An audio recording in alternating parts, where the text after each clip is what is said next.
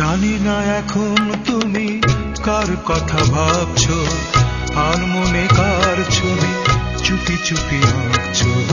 তুমি কি তারে ভালোবাসবে? ধরা যদি দেয় সে এক পলকে, দেখবে যখন তারে আমার চোখে, দুহাতে নয়ন কি গো রাখবে ঢেকে।